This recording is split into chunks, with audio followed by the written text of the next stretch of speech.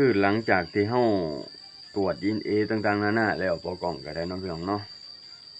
ก็คือถ้าพี่น้องถ้าเงินเจ้าของบัดนั้นเจ้าของเฮ็ดบ่ได้ตามที่คาดหวังไว้นัดเขาเจ้ามื้อนั้นมื้อนี้เนาะก็คือบ่ได้ไปถ่ายย้อนว่ามันก็ที่แรกก็30,000แหละมันตกมาปีนี้เพิ่นว่า35,000ก็เลยบ่ได้ไปอันนี้แหละเหตุที่ปกล้องบ่ได้ไปคือบ่ได้บัตรเนาะเหตุที่ผมบ่ได้บัตรเนาะพี่น้องเนาะอันนี้แหละพี่น้องก็คือมาอยู่บ้านเมียบัดตอนนี้ได้เมียแล้วมาอยู่บ้านเมียปกล้องก็มาใช้ชีวิตอยู่บ้านนี่เนาะพี่น้องหาแนวอยู่แนวกินตามบ้านตามเมืองนี่แล้วก็เฮ็ดอ่าวิถีชีวิตแบบบ้านๆเนาะถือชีวิตแบบบ้านๆคือนี่แหละการหาเงินหาค่ำบ่กล้องก็ตัดพืชลงเตาอันนี้ก็เซลล์คนหนึงที่ว่าบ่กล้องเคยเว้าให้พี่น้องฟังที่ว่าเพิ่นมีแม่เป็นคนไทยบ่กล้องมีพ่อเป็นคนไทยเรามีแม่เป็นคนไทยเรานะคนจังหวัดเดียวกันครับพ่อบ่กล้องแหละแต่ว่าก็คือเหตุก็คืออันเดียวกันกับบ่กล้องเลยเนาะพี่น้องย้อนว่ามาอยู่พี่แล้วสิกลับเมื่อก็เมื่อยากมันพออยู่พอเช้าอยู่เพิ่นก็เลยว่าบ่เมื่อแต่ก่อนเพิ่นสิคิดแนวนี้พากันคิดแนวนี้แต่ก่อนนะระยะทางกันไปมามันก็สิยากแหน่ ก็เลยบ่พากันไปเนาะพี่น้องนะคิดว่าอยู่ง่ายแล้วแต่ก่อนน่ะเพิ่นคิดกันแนวนี้เนาะพี่น้องเนาะแต่ว่าก็บ่เป็นหยังดอกก็บ่ได้ถือโทษโกรธพ่อแม่ดอกเนาะอันนั้นมันผ่านไปได้เฮาเฮ็ดได้คืนได้ก็คือเฮาจังว่ากันอีกเทื่อหนึงแต่ว่าเฮามีวาสนาหรือผู้หลักผู้ใหญ่เพิ่นอยากสิพี่น้องเฮาเห็นเนาะแต่ว่าโอ้ยสิต้นลูกต้นหลานกูได้ว่าเพิ่นมาอยู่พุ่นก็ถือว่าก็บ่ได้ลำบากดอกพี่น้องแต่ว่ามันก็เวลาเฮาไปนั่นไปนี่สมมุติเฮาอยากไปเฮ็ดงานนั่นน่ะมันยากในจุดๆนี้แหละมันยากในจุดๆนี้ที่พวกบ่กล้องเจอนี่เนาะพี่น้องเนาะคือนี่แหละการใช้ชีวิตปกติเฮาไปหาเฮ็ดเวียกเฮ็ดงานกับฝั่งไทยเนาะมันก็สิตัดจุดที่ว่าเฮาไปต่อบัตรต่อเบอร์นี่แหละพี่น้องถ้าว่าเฮาได้บัตรได้หยังก็ได้เฮาตัดแล้วก็ค่าใช้จ่ายก็สิลดลงก็สิมีเงินเก็บเงินกำมากขึ้นสมมุติอยากเฮ็ดอยากสร้างก็สิมีโอกาสหลายขึ้นกว่าเก่าเนาะพี่น้องเนาะเพราะว่าเฮาบ่ได้ไปต่อบัตรต่อเบอร์บ่ได้ไปเสี่ยงเพราะว่าบางทีการไปต่อบัตรต่อเบอร์มันก็คือโอกาสเสี่ยงชีวิตเอาชีวิตไปทิ่มนี่อยู่ในล้อรถเนาะพี่น้องเนาะก็คือเส้นด้ายมินๆนี่จักมื้อใดมันสิเกิดอุบัติเหตุนะมันก็มีเสี่ยงในจุดๆนี้แหละพี่น้องเอ้ยแต่ว่ามีโอกาสจั่งใดเนาะว่าเสี่ยวก็คือมีโอกาสอยู่บ่สิมีโอกาสมาเฮ็ดอยู่บ่เว้ย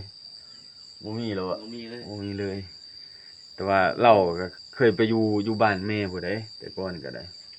เคยไปอยู่บ้านแม่เราก็โดนเติบแล้วเราอะเกือบเป็นบ่าวน้อยนั่นแหละพี่น้องเอ้ยก็เป็นบ่าวน้อยพู้นแหละแต่ก็ว่ามันเสียอย่างเดียวนะเสียที่บ่ได้แจ้งเกิดนี่เหตุคือกับบ่กล้องเลยเสียอย่างเดียวคือบ่ได้แจ้งเกิดถ้าว่าแจ้งเกิดแล้วโอ้ยก็คงจะบ่ยากปานนี้เพราะว่าคือหมู่คู่บ่กล้องที่พ่อเพิ่นเป็นไทก็แม่เป็นไทก็คือเพิ่นแจ้งเกิดมาก่อนเนาะพี่น้องเนาะตั้งแต่เกิดแล้วก็มีสิทธิ์ว่าอ่าเฒ่านี้นางนี้เป็นบิดาเป็นบุตรดาของเฒ่านี้นางนี้นะถ้าว่าเว้าตามบ้านๆเฮาก็ได้เป็นลักษณะแบบนี้เนาะพี่น้องเนาะแต่ว่าเฮาอัน เสียโอกาสไปแล้วก็บ่เป็นหยังพี่น้องค่อยๆเฮ็ดดำรงชีวิตไปแต่ว่ามื้อโอกาสเฮาสิหังสิมีมันก็ต้องมีสักมื้อเนาะพี่น้องเนาะบ่ยอมแพ้ดอกเนาะอยู่บ้านไปก็ลองเฮ็ดไปนี่แหละพี่น้องเอ้ยอันใดที่ทูๆไทยๆไปได้ก็มีแต่ขอโอกาสจากผู้หลักผู้ใหญ่ฝั่งไทยนี่แหละสนับสนุนให้กำลังใจบ่กล้องเนาะพี่น้องเนาะมื้อนี้2เสี่ยว3เสี่ยวชวนกันพี่น้องเอ้ยว่าสิไปหารับจ้างเขาเจ้านี่แหละแต่ว่าบ่ฮู้ว่าไผสิมาจ้างไปไสแหน่ก็สิลองเฮ็ดไปพี่น้องพอได้เงินซื้อผงชูรสแป้งนัวพอได้ซื้ออยู่ซื้อกินน้ำครอบน้ำครัวนี่นะพี่น้องกุมไปมื้อๆเพราะว่าเฮาก็บ่ได้เฮ็ดอิหยังเป็นหลักเป็นแหล่งปานใดช่วงแล้วจากไร่จากสวนเนาะพี่น้องเนาะมีแต่จดจ้องจ่อลงหน้านี่แหละพี่น้องเพราะว่าถ้าฝนตกลงมานี่แหละพี่น้องตามทุ่งไร่ทุ่งนานี่เห็นเดือน5เดือน6เดือน7แล้วพี่น้องยังบ่มีฝนในไร่ในนาบางบ่อนเขาเจ้าพากันดำไร่ดำนากันเบิดแล้วแต่ว่าเฮาทางนี้ยังบ่ทันได้ดำกล้าก็คือว่าเริ่มยาวแล้วแต่ว่ามันก็บ่มีน้ำพี่น้องมันค่าในจุดๆนี้นั่นแหละเนาะปกติแต่ละปีนะคือว่าน้ำเต็มไร่นาเบิ่มๆแล้วตกมาปีนี้นะมิดซิลีพี่น้องเอ้ยมิดซิลีเลยมันเกิด อุทกภัยแรงขึ้นนะพี่น้องเอ้ยนี่หลายคนก็เริ่มหอบผ้าหอบแพร่ไปแล้วได้เนาะอยู่บ่ได้แล้วเพราะว่าอยู่บ้านนี่มันแรงเกินไปแล้วเพราะว่าไปหาเฮ็ดเวยกเฮ็ดงานหลายคู่คนได้ลูกได้เมียได้ลูกได้ผัวก็ไปพี่น้องปาลูกปาเต้าไว้นำพ่อนำแม่บางคนก็ได้ไปแบกแห้งเอาฟังไทยพู้นแหละพี่น้องเอ้ยไปเอาความหวังอยู่ฟังไทยพู้นแหละมาเฮ็ดมาสร้างอยู่บ้านเฮาในบ้านปลายชีวิตเอาเนาะพี่น้องเนาะอาจสิเมื่อยแหน่ท้อแหน่การที่เฮาเฮ็ดเวยกเฮ็ดงานมันก็เมื่อยคือกันเบิดนั่นแหละเนาะพี่น้องเนาะบางทีการที่เฮาอยู่บ้านนี่แฮงเมื่อยกว่าเนาะพี่น้องเนาะเฮ็ดเวียกก็เมื่อยแล้วแถมหาเงินบ่ได้บ่มีเงินใช้แฮงเมื่อยใจกว่าพี่น้องอยู่พุ่นยังว่าเมื่อยอยู่เมื่อยกายแต่ดีใจอยู่ว่าเฮายังมีอันหวังว่าเฮาต้องได้เงินนั่นนะพี่น้องนี่แหละจุดที่นี่ที่บ่ต้องคิดมาตลอดแล้วก็เว้าตลอดเลยเนาะบางคนเพิ่นบ่มักจะแม่นย่องเอาแท้น้อย่องเอาแท้น้อจะแม่นเว้าคักแต่ใดคนมาเว้าให้ก็ได้แต่ก็บ่ได้ถือสาเพิ่นดอกก็แม่นของเพิ่นอยู่บางทีเฮาก็เว้าในตามความเป็นจริงเขาก็คิดว่าเฮามันเวอร์นะมันเวอร์ถ้าว่าคนที่เคยสัมผัสคือมีคนหนึ่งอยู่บ่ฮู้ว่าอยู่เมืองใดเนาะเพิ่นมาแชร์ประสบการณ์มาเว้าสู่บ่กองฟังเนาะก็คือไปเฮ็ดงานนี่ไปเฮ็ดงานอยู่ฝั่งไทยพี่น้องเอ้ยเพิ่นก็มีประสบการณ์หลายอย่างหลายแนวนะเพิ่นไปอยู่ไทยตั้งแต่เป็นสาวพู้นแหละเพิ่นก็ว่าเนาะก็ยังอยู่สู่ปัจจุบันนี้ก็ยังอยู่หาเฮ็ดเวียกเฮ็ดงานเพราะว่าเพิ่นจะเฮ็ดงานน่ะปีหนึ่งเพิ่นจะมาเยี่ยมพ่อแม่อยู่ฝั่งลาวนี่เทื่อหนึ่งเพิ่นว่ามาแล้วก็พาพ่อแม่ไปเล่นไปเที่ยวแล้วก็ เพิ่นว่าเจ้านายน่ะจะแม่นดีคักเวลากลับบ้านกับหยังก็ส่งค่ารถให้ค่าอยู่ค่ากินเพิ่มนั่นเพิ่มนี่ให้เนาะเพิ่นน่ะจะแม่นดีคักเพิ่นโอ้ยเพิ่นว่าเจ้านายดีคักก็คือบ่กล้องก็คือไปเจอมานี่แหละถ้าว่าเจ้านายดีเฮาก็อยากไปอยู่สิ่งที่เฮาตอบแทนเพิ่นได้ก็คือเหือแห้งเฮานี่เพราะว่าเฮาไปขายเหือขายแห้งแหละคือความซื่อสัตย์ของเฮา นี่แหละคือเสี่ยวนี่ก็ได้เพิ่นไปเฮ็ดงานสวนนี่เจ้านายก็โทรนำจำอยู่อยากให้ไปเฮ็ดนำเพราะว่าเพิ่นเก่งแล้วก็เพิ่นซื่อสัตย์สุจริตเนาะบ่คดโกงบ่อู้บ่หยังหันนะพี่น้องเฮ็ดตามคำสั่งที่เจ้านายเพิ่นสั่งเจ้านายเห็นความดีของเฮาเห็นความขยันของเฮาเพิ่นก็อยากเอิ้นใช้เอิ้นหาเฮาแล้วก็มีค่าตอบแทนสูงเพิ่นก็เพิ่มให้กับผลรายได้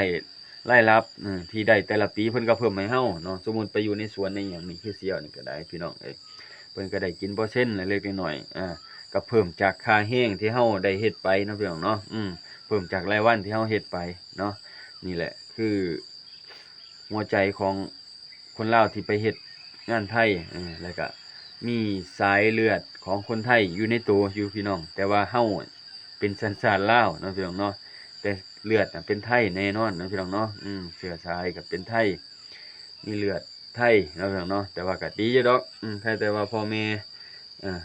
เพิ่นสบายบ่เจ็บบ่ไข้ก็ดีแล้วบ่กล้องนะถือว่าเป็นลาวเป็นไทยก็ได้เนาะพี่น้องเนาะพ่อแม่ยังได้อยู่ครบอยู่เนาะพี่น้องเนาะถ้าว่ามีโอกาสหรือจังใดเนาะพี่น้องเนาะจังสิพากันไปเฮ็ดแน่นอนเนาะพี่น้องเนาะคือไปเฮ็ดแน่นอนก็ต้องหาโอกาสหาเงินหาค่ำซะก่อนเนาะพี่น้องเนาะคือบ่กล้องนี่ขาดอย่างเดียวนะเพราะตรวจมาแล้ว DNA ก็ตรวจมาแล้วผลตรวจต่างๆนานาคือออกมาเรียบร้อยเนาะพี่น้องเนาะออกมาเรียบร้อยถ้าแต่เงินที่แรกก็ว่า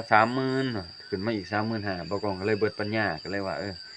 หยุดพักโจะไว้ซะก่อนนะโจะมาบัดตอนนี้ก็5 ปีแล้วโจะมานี่พี่น้องเอ้ยโจะมาแบบบ่ได้ไปเฮ็ดเลยบ่ได้ข้ามไปเลยบ่กล้องก็ได้มาฟังลาวมาอยู่ฟังลาวก็คือหลังจากที่มาแต่เฮ็ดงานก็คือกลับมาอยู่บ้านเมียเลยก็บ่ได้เมื่อก็บ่ได้กลับไปฟังนั่นเลยเนาะพี่น้องเนาะบ่ได้กลับเมื่อบ้านพ่อเลยเนาะ พ่อบ่กล้องเพิ่นจะเดี๋ยวนี้เพิ่นถือนามสกุลบางคนเพิ่นถามนามสกุลพ่อบ่กล้องเนาะเพิ่นก็ถามนามสกุลว่านามสกุลหยังคนอุบลน่ะเพิ่นว่าตอนแรกเพิ่นก็ถือนามสกุลซ่อนไส้พี่น้องถือนามสกุลซ่อนไส้บัดตอนนี้เพิ่นมาถือนามสกุลแม่บัดตอนนี้นามสกุลวงตีบบัดตอนนี้นะพี่น้องเนาะก็ขอบคุณผู้หลักผู้ใหญ่ทั้งฝั่งไทยฝั่งลาวเฮานั่นแหละที่ติดตามเพิ่นก็เบิ่งปัญหาชีวิตเบิ่งวิถีชีวิตบ่กล้องที่ได้ถ่ายทอดให้พ่อแม่พี่น้องเพิ่นเบิ่งก็อันนี้ก็ขอบใจหลายๆเด้อพี่น้องเด้อที่ให้โอกาสเดี๋ยวจังใดบ่กล้องสิมาเว้าสู่พี่น้องฟังอีกเนาะพี่น้องเนาะเรื่องราวของเฮาก็ได้บ่กล้องก็สิไปหารับจ้างนี่แหละพี่น้องพอได้เงินได้ค่ำสิไปมื้อนี้ครับว่าเพิ่นตกลงว่าเฮ็ดมื้อนี้ก็สิเฮ็ดเลยเนาะพี่น้องมื้อนี้เนาะ ไถน่าสิไปไถนาหารับจ้างไถนานี่แหละพี่น้องพอได้เงินพี่น้องขอบใจหลายๆเด้อที่ให้การติดตามรับชมของขออนุญาตเด้อ